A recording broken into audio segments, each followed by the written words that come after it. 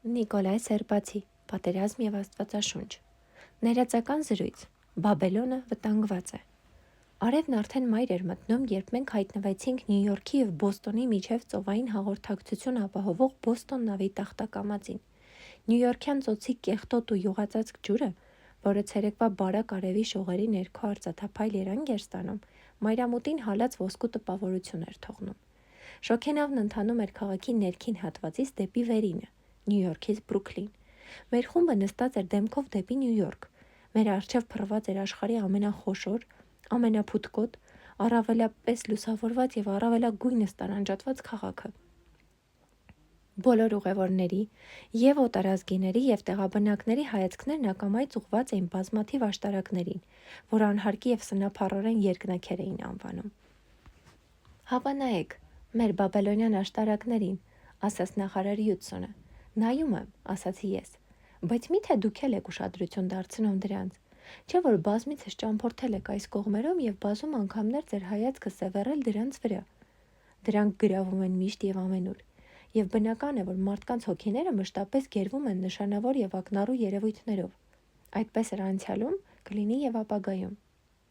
Ինչ ճիշտ նկատեցիք, համաձայնեց գեներալ Քլարքը։ Աշխարհի մեծարգործություններով տարված պատմիչներն էլ երբ նկարագրել են ազգերի գոյության ժամանակագրությունը, իրականում մինչև այսօր ներկայացրել են միայն կարկառուն դեմքերի, հասարակության այսպես կոչված երկնաքերերի կենսագրությունները։ Այսինքն դեմոկրատիան այստեղ ոչինչ չի փոխում, գեներալ, հետաքրքրվեցի ես։ Ոչինչ, ընդհանրապես ոչինչ։ Տեսականորեն դեմոկրատիան փորձել է մեծանուն մարդկանց փառքը բաշխել նրանց բազում հետևորդների միջև։ Փաստացի հասնելով նրան, որ ավելի հանգամանորեն հաշվարկել եւ չափել է փառքից ու ճանաչումից զրկված մարդկանց ներդրումը ի նպաստ ականավոր գործիչների հռչակի, բայց եւ այնպես չի պակասեցրել վերջիններիս համբավը կամ ավելացրել առաջինների փառքը։ Դղյակները մնացել են դղյակներ, խրճիթները խրճիթներ։ Պարոն Քրենը, որ լուռ եւ սևեռուն հետևում էր մեր խոսակցությանը, դիմեց ինձ։ Հապա նայեք, նոր աշտարակների այն խմբին, այնտեղ, քաղաքի վերին հատվածում։ 6 տարի առաջ, երբ Նյու Յորքում էինք, դրանց հետքն անգամ չկար։ Իսկ հիմա մոտ 100 նորակառույց է հայտնվել։ Իսկապես, պատասխանեցի ես։ Իսկապես, պարոն Քրեն։ Ինձ նույնիսկ թվում է, որ դրանք ավելի գեղեցիկ եւ սլացիկ են, քան քաղաքի ներքին հատվածի երկնաքերերը, այնպես չէ։ Անխոս։ Այս նոր բարձրահարկ շինությունների շնորհիվ մենք ամերիկացիներս զարգացրել ենք մեր յուրօրինակ ճարտարապետական ոճը, որը չես գտնի աշխարհի որևէ այլ վայրում։ Իսկ հին աշտարակները ինչպիսիք են Վուլվորթը, Զինգերը, Մյունիսիփալը, անհրապույր են նոր սերնդի աչքին։ Այդպես էր ասում մեր միջոցառման հիանալի եւ սիրալիր կազմակերպիչ պարոն Քրենը։ Հենց նրա շնորհիվ ենք այդ երեկո հայտնվել Բոստոն ընթացող շոգենավի վրա։ Նա մեզ հրավիրել էր իր ագարակ, հանգստյան օրերը միասին անցկացնելու։ Հյուրերի թվում էին մեծ նախագահի կառավարության նախկին անդամ պարոն Յուդսոնը, գեներալ Քլարքը, ինչ-որ ռուս հայտնի երաժիշտ, չեխ պարոն Պիսեկը, որը հնեաբան էր եւ զբաղվում էր արաբական հնեություններով, ինձնից բացի մեկ այլ եկվոր Բալկաններից եւ շատ այլ դեմքեր։ Այդ պահին արևի վերջին շողերի ներքո հայտնվեց ինքնաթիռների մի խումբ, բարձր պտտվելով վեհասքանչ Նյու Յորքի վրայով։ Ահա,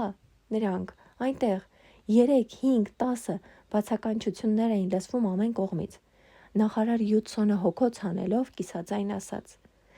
Ահա եւ վտանգը մեր ամերիկյան Բաբելոնի համար։ Պատկերացրեք միայն, որ այս վիթխարի պողպատես սև թռչուններից կախված կլինի գալիք պատերազմը, բարձրաձայն եզրակացրեց գեներալը։ Ի սեր Աստծո, մի հիշատակեք այդ պատերազմը, հակասեց խաղաղար պարոն Քրենը, որը շրջակայել էր բոլոր 5 մայրցամաքներով եւ 10 անգամ ավելի շատ կղզիներով։ Ամենուր շատ բարի խաղաղության մեջ ապրելու ունակ մարդկանց էր տեսել, շատ ընկերներ ձեռք բերել։ Գեներալն այսպես պատասխանեց. Պարոն Քրեն, պատերազմի մասին հիշատակում եմ ոչ թե որովհետև սիրում են այն, այլ քանի որ այն դեռ սպասվում է։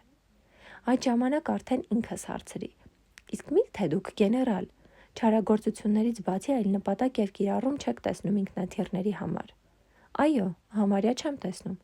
Ճիշտ է, ինքնաթիռները կարող են խաղաղ ժամանակ մանր խնդիրներ լուծել, բայց դրանց գլխավոր եւ մեծագույն նպատակը պատերազմն է։ Այդ ամենի հետ մեկտեղ նախարար Յուդսոնը կամաց եւ մտազբաղ կարծես ինքն իրեն կրկին ասաց. օդից, Օդից է մեր բաբելոնյան աշտարակներին վտանգ սպառնում։ Իսկ ինչու միայն մեր աշտարակներին, գոչեց գեներալը, արդյոք նույնը չի վերաբերվում եվրոպական Բաբելոնին կամ ավելի ճիշտ Բաբելոնյան Եվրոպային։ Վերաբերվում է։ Այն էլ ինչպես թանկագին իմ Քլարկ, պատասխանեց նախարարը։ Եվրոպան նույնիսկ ավելի է հասունացել պատերազմի համար, քան մենք։ Թեև սա կարելի է վերագրել ամբողջ աշխարհին։ Միթե չեք նկատում, որ ամբողջ աշխարհը կրկին Բաբելոնյան աշտարակ է դարձել։ Նորից ու նորից եմ ասում ձեզ, չեմ հավատում պատերազմին։ Իր առարկությունն արտահայտեց պարոն Քրենը։ Մենք էլ չենք հավատում, պարոն Քրեն, ասաց չեխ պրոֆեսորը, սակայն հաճախ պատերազմը գալիս է հակառակ մեր հավատալ-չհավատալուն, մոտավորապես այնպես, ինչպես սկսվում է գրիպի համաճարակը։ Ինչպես թե, զարմացավ պարոն Քրենը, կարծում եք, որ հենց այդպես, միանգամայն, պատահաբար է սկսվում։ Չեմ կարծում, թե բոլորովին պատահաբար, բայց ենթադրում եմ, որ բռնկվել կարող է անգամ առանց մեր կամեցողության։ Պարոն Քրենը շրջվեց եւ խնդրեց կարծիքս արտահայտել։ Ինչին ես պատասխանեցի. Իսկապես ինձ թվում է, որ պատերազմ կարող է բռնկվել անգամ առանց մարդկային կամքի, բայց ոչ մի դեպքում առանց մարդկային մեղքի։ Չէ՞ որ աշխարհում զուտ պատահականությամբ նույնիսկ ավելի քիչ կարևոր իրադարձություններ չեն կատարվում, այլ ուր մնաց պատերազմ։ Պատերազմի մասին բանավեճ ընթրիքի սեղանի շուրջը։ Կարծում եմ, պատերազմը չար բախտ է, ասաց չեխ պրոֆեսոր պարոն Բիսեկը, երբ նստեցինք սեղանի շուրջը։ Տեսեք, ոչ ոք պատերազմ չի ուզում, նույնիսկ գեներալները, բայց բոլորը պատրաստվում են պատերազմի։ Միթե ակնհայտ չէ մարդկային ցեղի ճակատագիրը։ Ակնհայտ հիմարությունը, ոչ թե ճակատագիր, պատասխանեց պարոն Քրենը։ Եթե Ամերիկայում եւ Եվրոպայում ինչպես հարկն է կրթված լինեինք, կանհետանար հիմարությունը, իսկ դրա հետ նաեւ այս ճակատագրապաշտությունը։ Մեծ Ասիայի ազգերը ծիծաղում են մեր ռազմատենչ մշակույթի վրա։ Այստեղ պարոն Քրենը, որը զվարճալի պատմությունների եւ անեկդոտների չափազանց մեծ պաշար ուներ, որոնք հավաքվել էին ամբողջ աշխարհից ստացված անձնական տպավորություններից, պատմեց, թե ինչպես է Հնդկաստանի Բենարես քաղաքում այցելել մի հռչակավոր միայնակյացի, որին ամբողջ Հնդկաստանը սուրբ էր համարում։ Երբ ես նրան ներկայացա որպես ամերիկացի, պատմեց պարոն Քրենը, միայնակյացը կարեկցաբար տարուբերեց գլուխը, հոգոց հանեց եւ ասաց.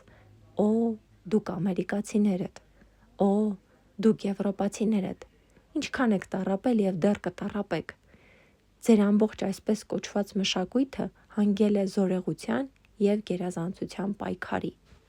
Այդ թույնով են վարակվում նաեւ մեր երիտասարդները, որոնք գալիս են ձեզ մոտ կրթություն ստանալու։ Նրանցից ոչ մեկը չի վերադառնում ձեր նկատմամբ սիրով առլեցուն։ Հակառակը, նրանք բոլորը գիտակցաբար կամ նույնիսկ անգիտակցաբար բռնված են ձեր բռնություն հանուն իրավունքի խեղաթյուրված գաղափարներով,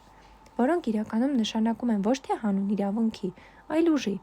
Հենց մի քանի օր առաջ մոտս էին եկել Լոնդոնում սովորող երկու հնդիկ ուսանող։ Նրանց հարցրի. ինչպես են ապրում մեր եղբայրները Անգլիայում։ Երկուսն էլ բարկությամբ բացականչեցին. ինչ եղբայրներ։ Նրանք մեր ոխերիմ թշնամիներն են, այլ ոչ թե եղբայրները։ Նրանց մշակույթը եսասիրությունն ու բռնությունն է։ Իրական մշակույթը մեզ մոտ է Հնդկաստանում։ Մենք պարտավոր ենք պայքարել նրանց դեմ եւ ազատվել նրանցից։ Եթե նրանց դեմ սկսենք պայքարել բռնությամբ, առարկեցի ես, ինչով կտարբերվենք նրանցից։ Եվ ինչ օգուտ, եթե ազատվենք նրանցից։ Արտաքուստ երբ տեսնում եմ, որ ձեզ ներսից լիովին իրենց կամքին են հնազանդեցրել։ Մարդկանց մասին այդպիսի չարությամբ խոսում են ոչ թե վենդետայի բարեկանոն ուսմունքի հետևորդները, այլ եվրոպական ռազմատենչ մշակույթի ջատագովները։ Պարոն Այկ, անգլիացիներից ազատվելը մեզ համար մեծագույն բարիք չէ։ Մեծագույն բարիքը ինքներս մեզանից ազատվելն է։ Դրանում է վենդետայի իմաստը։ Դուք գնացիք Եվրոպա որպես մարմնով ստրուկներ, բայց վերադարձաք կրկնակի ստրկացած, եւ մարմնով, եւ հոգով։ Վերջացնելով իր պատմությունը ծեր ճգնավորը կրկին հոգոց հանեց եւ կրկնեց. «Օ, դուք ամերիկացիներդ, օ, դուք եվրոպացիներդ, ինչքան եք տառապել եւ դեռ կտառապեք։ Տառապանքն անխուսափելի է բոլոր նրանց համար, ովքեր հակառակվում են դհարամային»։ Այդ րոպեին ճաշասրահում լսվեց հայտնի աֆրոամերիկյան ջազի խլացուցիչ թնդյունը։ «Միայն լսեք», զայրույթով բռնկվեց պարոն Քրենը։ «Լսեք, թե ինչ երաժշտություն է սա։ Արդյոք լուսավորված եւ խաղաղասեր մարդկանց մեղեդի է, թե անսանձ վայրենիների պարեղանակ»։ Նախարար Յուդսոնը կարծես վրդովմունք զգաց այդ բառերի մեջ եւ ազգային արժանապատվության վիրավորվածությամբ ասաց Քրենին. Պետք չէ այդպես ասել, ընկերս։ Ինչպիսի ամերիկացիներ էլ որ չլինենք, ամենայն դեպս ավելի կիրթ եւ խաղաղասեր ենք, քան եվրոպացիները։ Եվրոպան պատրաստվում է հարձակողական եւ զաղթողական, իսկ մենք պաշտպանողական պատերազմի։ Ծեծված երգ է, ականջի շշնջաց պարոն Քրենը։ Ներեցեք, շարունակեց նախարարը, մենք պարտավոր ենք պատրաստ լինել պաշտպանության, եթե հանկարծ մեզ վրա հարձակվեն Ատլանտյան կամ Խաղաղ օվկիանոսյան ափերից։ Մեր պատմության ընթացքում չեն եղել զավթողական պատերազմներ, նախագահ Վաշինգտոնից սկսած մինչև Ուիլսոն Ամերիկան։ Նրանք վարել են միայն պաշտպանողական, այլ ոչ թե զավթողական պատերազմներ։ Ես չեմ ընդունում ոչ այն, որ պատերազմը ճակատագրականություն է, ինչպես ասաց պրոֆեսոր Պիսեկը, ոչ էլ այն, որ կենդանաբանական պահանջմունք է, հանուն ազգի տխրահռչակ վերածննդի, ինչպես պնդում է ֆրանսիացի Կլեմանսոնն իր վերջին գրքերից մեկում։ Ես լոկ ասում եմ, որ պատերազմը վայրագություն է, որը պարտադրում է ուժով, հետևաբար միայն պատասխան ուժով էլ հնարավոր է հետ մղել այն։ Ահա եւ վերջ։ Բոլոր ազգերը փութով պատրաստվում են նոր պատերազմի, թանկագին իմ Քրեն, ասաց գեներալը։ Միթե մենք ամերիկացիներս պետք է ջայլամի նման գլուխներս ավազի մեջ թաքցնենք ու ձևացնենք, որ ոչինչ չենք հասկանում։ Մի ասեք բոլորը, Քլարկ, պատասխանեց Քրենը։ Ովքեր են այդ բոլորը։ Հնդկաստանը, Չինաստանը եւ Եթովպիան պատերազմի չեն պատրաստվում։ Իսկ նրանք մարդկային ցեղի կեսից ավելին են։ Իսկ եվրոպացիները եւ մենք, այսինքն մարդկության փոքրամասնությունը, ըստ էության մոտ 1/3-ը պատերազմի ենք պատրաստվում։ Դրանից հետո գեներալը թեքվեց Բալկաններից եկած կողմը եւ իբր կատակով հարցրեց. Դուք ո՞ր մասին եք պատկանում։ Խաղաղասեր մեծամասնությանը, որի մասին պնդում է պարոն Քրենը, թե ռազմատենչ փոքրամասնությանը։ Բալկանացին պատասխանեց. Մենք պատկանում ենք այն մարդկանց թվին, որոնք ատում են պատերազմը, բայց եւ այնպես պատրաստվում են դրան։ Հենց այդպիսի իրադրություն է մեզ մոտ Ամերիկայում, բացականչեց նախարար Հյուդսոնը։ Մենք ատում ենք պատերազմը, բայց պատրաստվում ենք դրան։ Անհրաժեշտությունից ելնելով ենք դա անում, որ ճգնաժամային իրավիճակում պաշտպանենք մեր դեմոկրատիան իմպերիալիստական ագրեսորներից։ Քրենը խայթողաբար քմծիծաղ տվեց եւ մռթմռթաց։ Ռազմական մոլուցքը հավասարեցնում է բոլորին, թանկագին ընկեր, եւ այստեղ չի օգնում ոչ դեմոկրատիան, ոչ ավտոկրատիան, ոչ միապետությունը, ոչ հանրապետությունը, ոչ կոմունիզմը։ Այսօրվա կոմունիստական Ռուսաստանը նույնքան փոթկոտությամբ է պատրաստվում պատերազմի, որքան անգլիական եւ ճապոնական միապետությունները, որքան ամերիկյան եւ ֆրանսիական հանրապետությունները։ Բայց լսեք ինձ եւ մտորեք, ինձ թվում է, որ մեր ժամանակի այս ռազմական տենդը դիտավորյալ համակել է սպիտակ ռասային։ Դրանում լիովին համաձայն եմ Քրենի հետ։ Չի եղել եւ չկա որևէ լուրջ քաղաքական տեսություն, որևէ իշխանության գլուխ կանգնած կուսակցություն, որը վերջնական հաշվով չսատարի պատերազմը կամ էլ չնպաստի դրա բռնկմանը։ Մինչ այժմ ոչ մի քաղաքական ուսմունք չի կարողացել բացահայտել մարդկային կյանքի այն ահավոր առեղծվածը, որը կոչվում է պատերազմ։ Ոչ քաղաքական, ոչ պետական գործիչները, ոչ զինվորները, ոչ իսկ բնագետները առ այսօր նույնիսկ քիչ թե շատ կշռադատված բացատրություն չեն կարողացել տալ, թե ինչն է պատերազմի էությունը, բուն պատճառը եւ նպատակները։ Մինչև այսօր կամ միտումնավոր լռել են, կամ կանխակալությամբ են խոսել այդ մասին։ Երբեմն ինձ թվում է, որ պատերազմն ինչ-որ կերպ կապված է երկրի վրա մեր կյանքի խոր եւ անտեսանելի արմատների հետ։ Հետևաբար հավանական է, որ միայն կրոնը կարող էր որևէ ծանրակշիռ խոսք ասել։ Լռություն տիրեց, բայց հանկարծակի գեներալը հետևյալ հարցադրումն արեց. Իրականում, պարոնայք, ով է սպիտակամորթներից երբևէ որևէ կարևոր աշխատություն գրել պատերազմի մասին։ Նիցշեն եւ գերմանացի գեներալներն առաջին համաշխարհային պատերազմից առաջ, բարձրաձայնեց ինչ-որ մեկը։ Մաքիավելին, անցքող հեգնանքով ասաց պարոն Հյուդսոնը, նա Եվրոպայի պատերազմի փիլիսոփան է։ Հակափիլիսոփան, առարկեց ինչ-որ մեկը բարձր ձայնով։ Մի կույր, որը ճանապարհ է ցույց տալիս իր պես կույրերին։ Ենթադրում եմ, որ Մաքիավելին եվրոպական փչացած մտածողության վառ օրինակ է։ Ինքն իրեն լրացրեց Հյուդսոնը։ Բոլոր ներկաները միաձայն դատապարտեցին Մաքիավելիի ուսմունքը։ Այնուամենայնիվ գեներալ Քլարքը թեքվեց դեպի իմ ամենամտերիմ ընկերը Բալկանացին եւ հարցրեց. Կա արդյոք համաշխարհային գրականության մեջ պատերազմի առեղծվածի վերաբերյալ մեկ այլ ավելի լավ մեկնաբանություն, քան տվել է, ասենք, Մաքիավելին։ Բալկանացին պատասխանեց հետևյալ կերպ. Կա աստվածաշնչյան բացատրությունը, որն ամբողջովին հակառակ է Մաքիավելիի տեսակետին։ Գեներալը խոսեց նրան քննող հայացքով, հետո ընկղմվեց խորունկ լռության մեջ։ Այդ երեկո նա այլևս չցանկացավ որևէ խոսք ասել պատերազմի մասին։ Լոկ լուռ մտորում էր, կարծես ճգնում էր վերհիշյալ այն ամենը, ինչ ժամանակին սովորել էր, հետո մոռացել։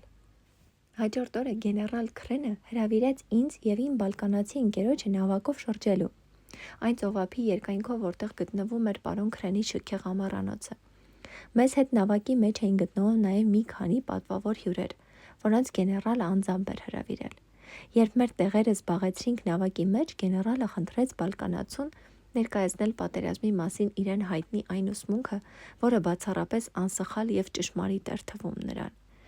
Եվ այն ամենն, ինչ կկարդաք հաջորդ գլուխներում, գրված է 1927 թվականի օգոստոսին Ատլանտյան օվկիանոսի ջրերում գտնվող Բոստոնյան ծոցում ջրային զբոսանքի ընթացքում տեղի ունեցած զրույցի հիման վրա։